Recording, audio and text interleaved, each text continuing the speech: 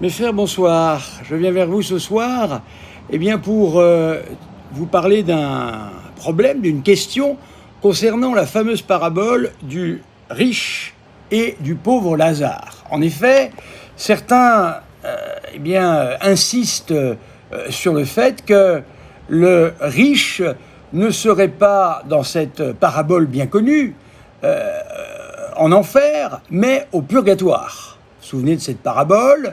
Un homme riche, un pauvre. L'homme riche a une vie relativement bonne, à quelques détails près. C'est qu'il a un usage très égoïste de sa richesse, et ainsi un pauvre qui est toujours devant lui, le pauvre Lazare, justement, il ne le voit pas. Il ne le voit pas. La mort arrive, et là, le riche se retrouve dans un lieu pas agréable, on dira ça comme ça, et le pauvre se retrouve au paradis avec tous les biens qui représentent le paradis.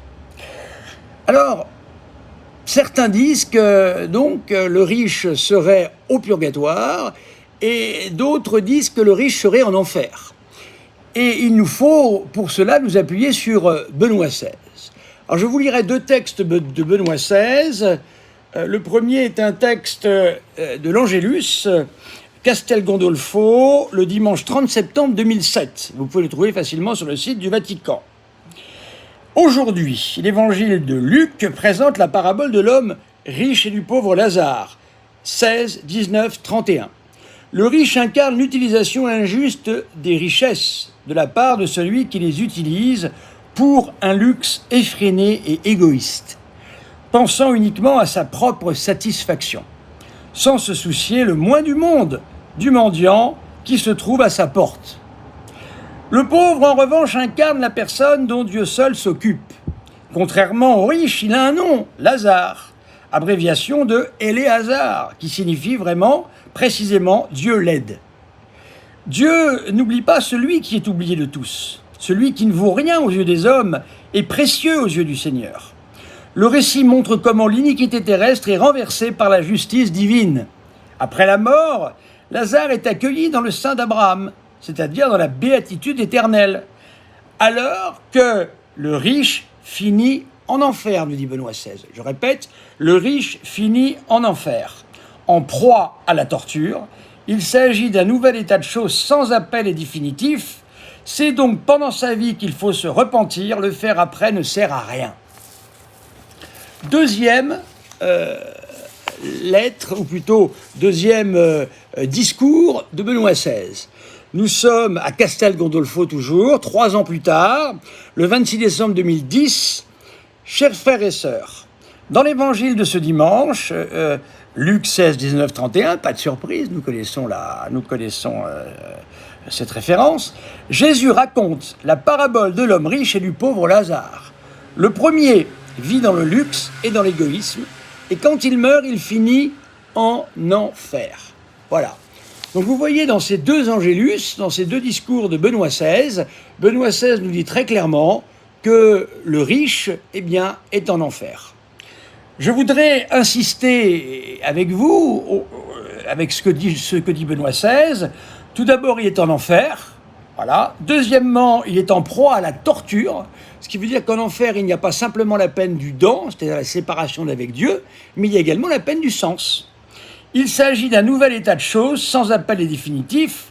Il nous faut nous repentir pendant notre vie, nous rappelle Benoît XVI, avec une grande sagesse. Et oui, c'est ici-bas, dans notre vie, qu'il nous faut nous recueillir et nous convertir. Car, comme dit le proverbe, l'arbre tombe par là où il penche. On meurt comme on a vécu. Donc c'est toute une vie de préparation qui nous est nécessaire. Voilà. C'est ça qui est important de retenir dans le texte de Benoît XVI. Le faire après ne sert à rien. Voilà. Alors, chers amis, bien sûr, vous savez que dans Spes Salvi, Benoît XVI va prendre une autre possibilité, et en disant que le riche est au purgatoire. Je vous propose, pour déterminer véritablement à savoir où est le riche, de nous appuyer sur les principes que Benoît XVI nous a indiqués lui-même. C'est-à-dire dans l'herméneutique de la continuité, faisons appel à la tradition. La tradition, de manière unanime, quasiment, nous dit que le riche est en enfer. Benoît XVI nous l'a dit également, par 2 fois ici. Eh bien, restons-en à cette proposition qui me semble la plus intéressante et la plus indiscutable. Je vous salue Marie, pleine de grâce, le Seigneur est avec vous. Vous êtes bénie entre toutes les femmes, et Jésus, le fruit de vos entrailles, est béni. Sainte Marie, Mère de Dieu, priez pour nous pauvres pécheurs, maintenant et à l'heure de notre mort. Amen. Je vous rappelle qu'il est très important de méditer sur le ciel, car c'est au ciel que nous désirons aller, c'est le ciel le but que nous souhaitons atteindre, et il nous faut, pour ce faire, eh bien, œuvrer ici-bas avec le Seigneur, avec la Vierge Marie, dans la joie, car c'est une grande joie que de servir le Dieu du ciel, et le Seigneur nous protège. Il protège ceux qui font ça, ceux qui suivent sa parole et qui suivent ses commandements. Voilà quelque chose de très agréable à savoir et qui nous met dans la joie. La Vierge Marie, évidemment, c'est notre maman du ciel, c'est celle qui, eh bien, nous protège ici-bas. Je méditais la dernière fois sur ma vie de prêtre et je me rendais compte que depuis 1996 que je suis entré au séminaire, depuis 1994 que je suis baptisé, le bon Dieu a toujours été présent dans les moments difficiles et dans les moments également où il y a eu de grandes joies et de grandes choses qui me sont arrivées.